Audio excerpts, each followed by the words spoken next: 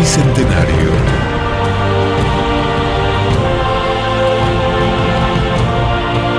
Catamarca en la historia de la patria.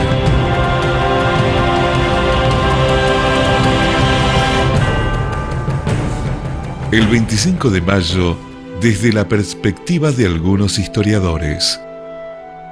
Para algunos investigadores, mayo es una efeméride más porteña que nacional, que surgió de las decisiones de una institución municipal, el Cabildo de Buenos Aires. La versión difundida de la Revolución de Mayo ha omitido el protagonismo de los pueblos del interior, afirma Armando Raúl Bazán, miembro de la Academia Nacional de la Historia. En su libro Revisión de Mayo, el historiador sostiene que se debe dimensionar el alcance del pronunciamiento de Buenos Aires en el Cabildo Abierto del 22 de mayo, cuando Paso habla de la hermana mayor, ya que está planteando la raíz del problema de porteños y provincianos, que será el embrión del conflicto de unitarios y federales. En ese sentido, y relacionado con la conmemoración que nos convoca, entiende que debería hablarse de los bicentenarios, enfatizándose la importancia de la Declaración de la Independencia en 1816. La nación nace el 9 de julio de 1816, cuando se reúne el Congreso en Tucumán. La Revolución de Mayo, en cambio, es la máscara monárquica. Es el punto de partida de un proceso que se va a coronar en 1816. En tanto, para otros historiadores, la Revolución de Mayo es el correlato de las revoluciones burguesas en contra de los absolutismos, proceso que se inicia con la independencia de los Estados Unidos o la Revolución Inglesa en 1688, que alcanza su punto culminante en la Revolución Francesa, antes de propagarse por toda Latinoamérica con sus ideales de igualdad, libertad y fraternidad, y con la participación de la burguesía en el gobierno. Así, a excepción de la revolución en Haití, que es en 1804, las luchas por la independencia en Latinoamérica se inician en 1810 con las primeras juntas de gobierno en Caracas en el mes de abril, Buenos Aires en mayo, Bogotá en julio, Quito en agosto y en Santiago de Chile en septiembre. En México, también en septiembre de 1810, con el grito de Dolores, se inicia la Guerra de Independencia. En poco más de una década, se consolida la independencia de los nuevos estados: Paraguay 1811, Argentina 1816, Chile 1818, Colombia 1819, Venezuela 1821, México 1821, Perú 1821, Ecuador 1822, Bolivia 1825 y Uruguay 1828. El proceso se dilata en Centroamérica y el Caribe. La distribución de los focos revolucionarios en un mapa de América permitiría entender que 1810 forma parte de un proceso continental con causas estructurales y coyunturales que afectan a toda la región. Los principios que proclamó la Revolución de Mayo y por las cuales se guió el accionar de la primera junta fueron los de la soberanía popular, el principio representativo y federal, la división de poderes y duración de los mandatos, y la publicidad de los actos de gobierno. La Revolución de Mayo dio paso al primer periódico, La Gaceta, bajo su lema rara felicidad de los tiempos en los que se puede sentir lo que se quiere y decir lo que se siente. Impulsada por Moreno, resultó fundamental para difundir las ideas jurídicas y legales alrededor de la nueva organización de poderes, así como en la instalación de otros asuntos de interés para la flamante nación. Necesidad de distanciarse de España, difundir conceptos como soberanía, igualdad y libertad, consolidar la apertura del comercio y arraigar costumbres cotidianas. Todo estaba por hacerse y muchos se habían cerciorado de que los diarios podían ser un excelente vínculo. A partir de 1810 comenzó a gestarse una forma de opinión pública expresada, dice Félix Luna. Aunque, según Felipe Piña, en aquella época el periodismo tenía dos manifestaciones básicas en Europa.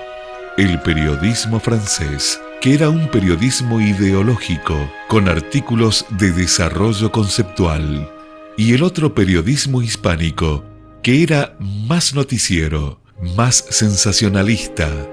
Moreno articula con maestría estos dos niveles en la Gaceta.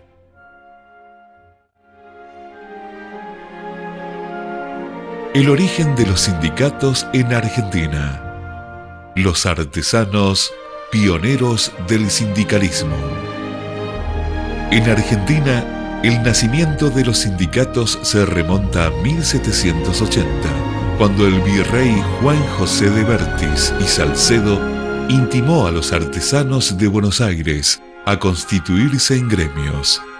En primer lugar, se ordenó el gremio de los zapateros de Buenos Aires.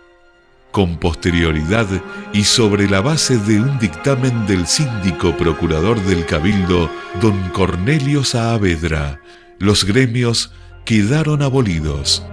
Allí nacía la primera proscripción.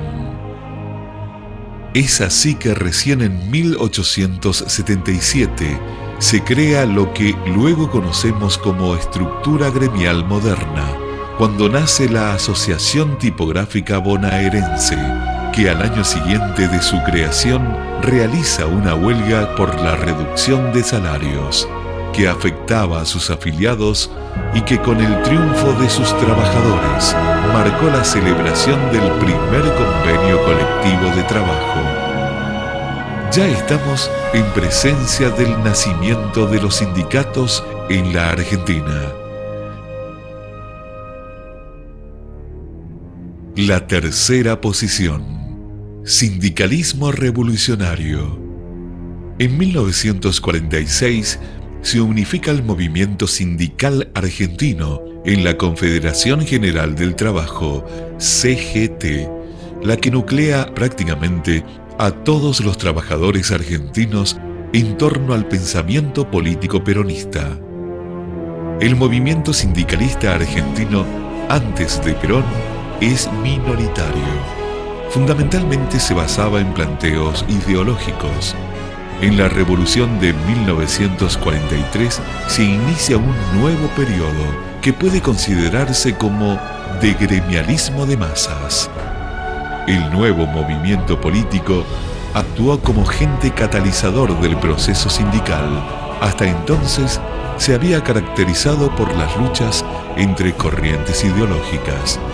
El Estado crea la Secretaría de Trabajo y Previsión, demostrando un interés de establecer relaciones con los dirigentes gremiales.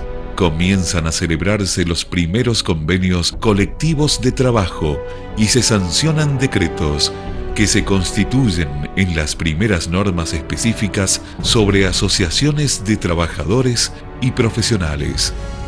La CGT se consolida como institución rectora del movimiento sindical y a partir de la reforma de sus estatutos en 1950 adquiere facultades para intervenir a las asociaciones afiliadas. La Revolución de 1955, o mal llamada Revolución Libertadora, intentó dividir al sindicalismo argentino, cosa que se logra en 1957, cuando aparecen las 62 organizaciones peronistas, el Movimiento de Coordinación Sindical de Extracción Comunista y los 32 gremios mayoritarios democráticos, demócratas, liberales ellos. De esta forma nacieron y se consolidaron los sindicatos en la Argentina. La historia reciente es la que todos conocemos, pero desde siempre formaron parte de las grandes revoluciones. El catamarcazo.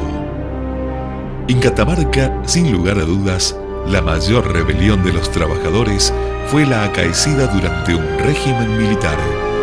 Ocurrió en 1970 y tuvo como principales protagonistas a empleados de la Administración Pública Provincial, pero que habían sido coaccionados por el gran descontento social generado a partir de los bajos salarios, el creciente deterioro del poder adquisitivo y el profundo malestar que generaba la manipulación de los medios de comunicación existentes en la provincia. Hasta entonces, un diario y una radio, La Nacional.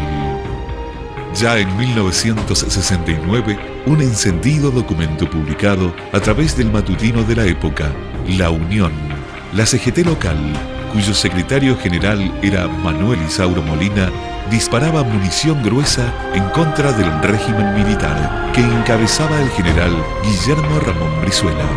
Las distintas fuerzas sociales tenían un objetivo común: buscar la caída de aquel régimen militar que mantenía sumisa a las distintas entidades gremiales, negaban su accionar y proscripto a los partidos políticos, fundamentalmente el justicialismo.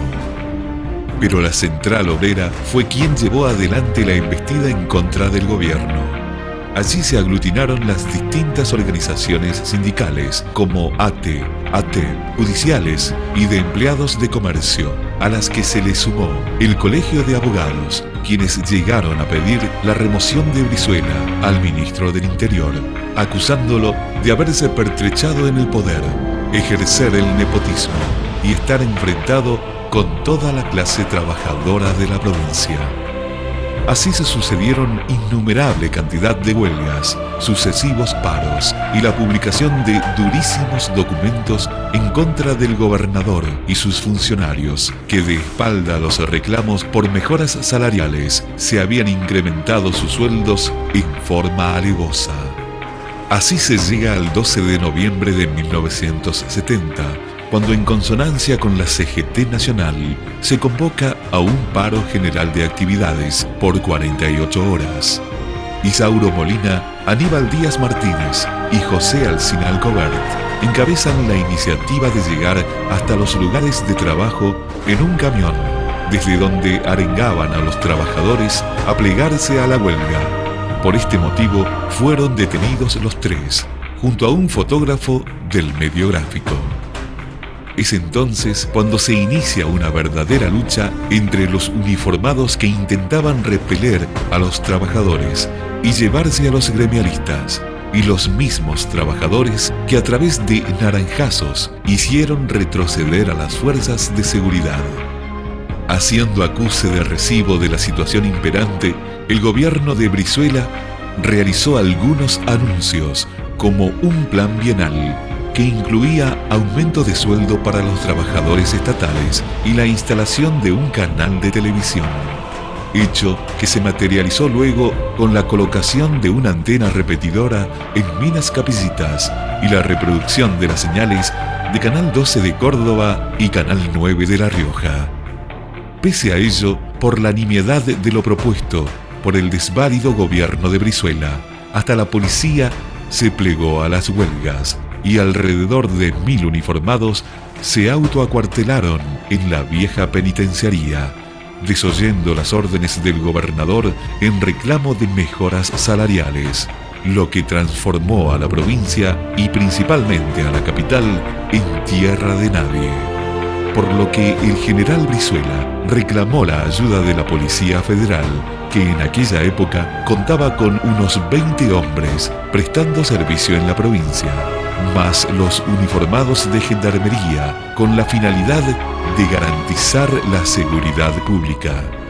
Las negociaciones se llevaban a cabo en la misma penitenciaría, con la intervención como mediador del obispo Torres Farías, pero nada pudo detener la embestida, que ya era social.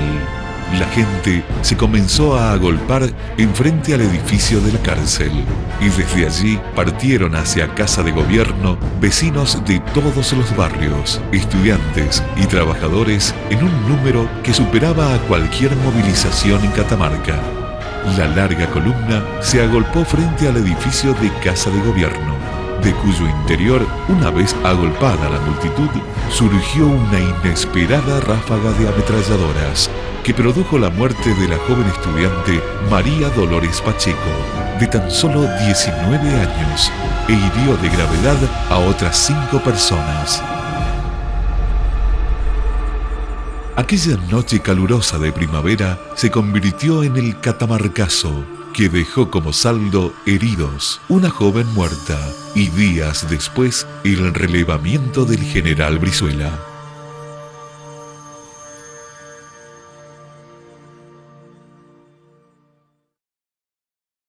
Esta es una contribución de la Asociación del Personal de la Universidad Nacional de Catamarca, APUNCA, conducida por su secretaria general, Gladys Moro, al Bicentenario de la Patria, a la cual la clase trabajadora aportó su esfuerzo revolucionario en pos de los más altos ideales: hacer una nación digna, sustancialmente fuerte, en donde el aporte de la mano del trabajador en cualquier ámbito es el comienzo y el final de cualquier obra.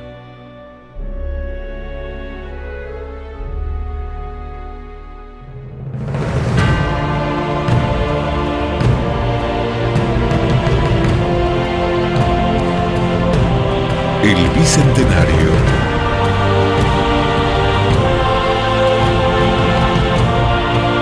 Catamarca en la historia de la patria.